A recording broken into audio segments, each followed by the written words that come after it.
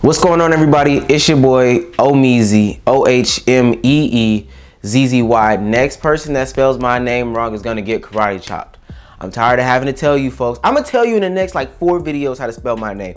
And the next person that I see miss those 2 E's and those 2 Z's, oh my God, I'm gonna bust your head wide open. I'm gonna bust your head wide open. Come on now, you guys gonna say something crazy.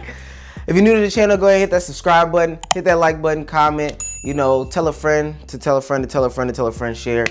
Tell me your thoughts on this topic. It's a topic that's been on my mind. I've done like 6 locker room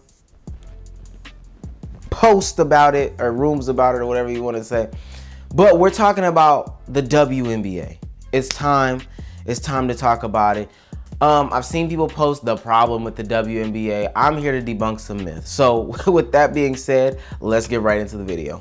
So I think this all stems from Shaq's points made on the TNT broadcast, or whatever they're calling it. It was him, Candace Parker, and Dwayne Wade. And Shaq brought up the point that, you know, what would help the WNBA if you guys lowered the rim. I think that would really help the WNBA. In beach volleyball, the women's net is maybe half an inch lower.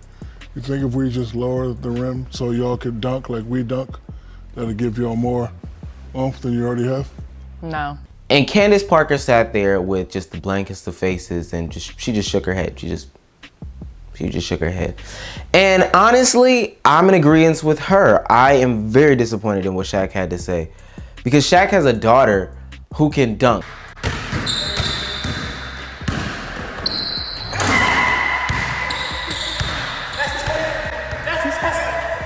He was alluding that if you lower the rim, it'll encourage more dunking, and if you encourage more dunking, it'll bring more entertainment to the game.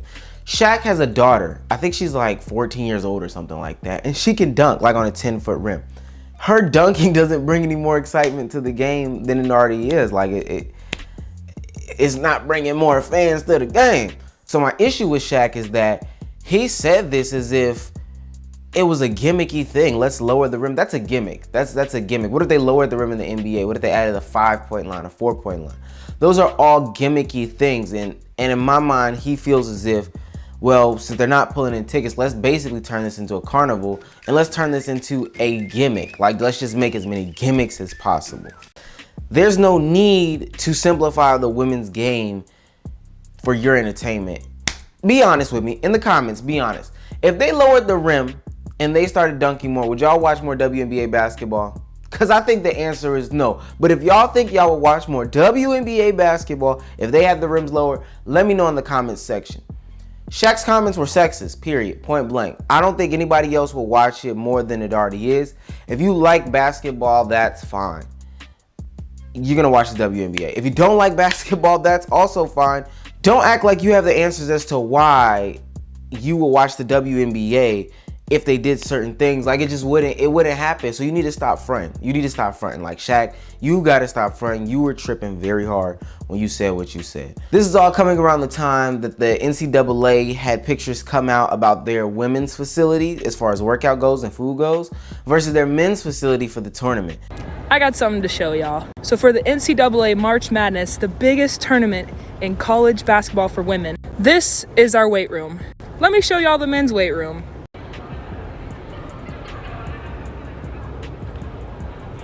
I mean, it looked terrible. It just looked terrible. They had a couple dumbbells and yoga mats. And, ooh, okay. But I mean, they really slighted the women. I don't know what it's gonna take. I guess that's a deeper, darker conversation. But what is it gonna take for the women to be on the same playing field as the men? Like, I don't understand why that's so hard to grasp. What the heck? I don't understand. Sexism is that real? Like, it's just crazy. Let me debunk a couple of other myths that I saw in the midst, tongue twister, of this conversation. Somebody was saying that the WNBA has been losing money. Why does that sound like somebody's in my house? Somebody was saying that the WNBA has been losing money since its opening, and it's 25 years. This is the 25th year anniversary. Duh, dummy. That's how businesses work. If you look at the history of every business for the first 25 years of its creation, I mean, they've been losing money. MLS was losing way more money than the WNBA, but nobody said anything. Nobody wanted to do gimmicks like make the ball bigger or make the goals larger or whatever, or make the field shorter. Like, that's a dumb argument. Somebody brought up the demographics for the WNBA and who they are and who they need to be appealing to. And honestly, they got into a whole different sexist conversation because they were talking about women looking pretty and trying to change their uniforms to make them look sexier in their clothing. Real creepy stuff, but that's also a dumb argument. The demographic for the WNBA is majority women. Like, it is. So you trying to make it sexier for men to watch is very gross. Who's texting me as if they don't know that I'm recording a video?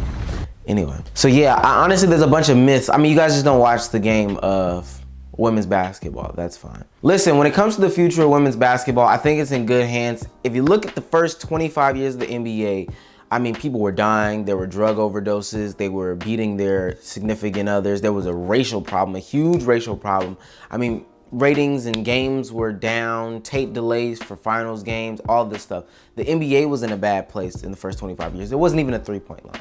So to think about the first 25 years of a long business that's come out, I would say, honestly, the women's game is at a very great place. They're at a very popular place. Just the other day, they talked about how many draft eligible players there are, and honestly, it exceeds the demand. So what they're either gonna have to do is either do an expansion, or a lot of these players are just gonna have to end up going to Europe that are good enough to play in this league. I just think that the women's game is in a great place. Honestly, if you don't like women's basketball, that's fine. Don't try to fake like you like women's basketball. It's just that simple. To be honest with you, I want you to deep down reflect. You probably aren't even a fan of basketball. Honestly, you probably aren't even a fan of the NBA because you find yourself only watching a team or a player. And that's cool, but don't act like you're a fan of this or you have all this knowledge of this stuff. You're a LeBron James fan. You're a Steph Curry fan, okay? That's all you are. Like, you don't know anything about basketball on a serious tip. You're not a fan of actual basketball like the rest of the league or whatever. You just like basketball. Stop trying to fix the WNBA. It's fine. You know what it is. It's your boy, Brother Omar. Shout out to the guys in the description box. Shout out to the gang. You already know what time it is. Follow me on Twitter, IG, all that other stuff, man. Check me out in a new AMP video. But yeah, I'm about to go. Peace. I think I'm gonna roll now. I think I'm feeling more comfortable. That's some vibe. Yeah. Draco. Soldier. She make it clap, clap, clap. She make it clap, clap, clap. She make it. Hey. She make it. She make it. She make it. Oh, my back. Okay.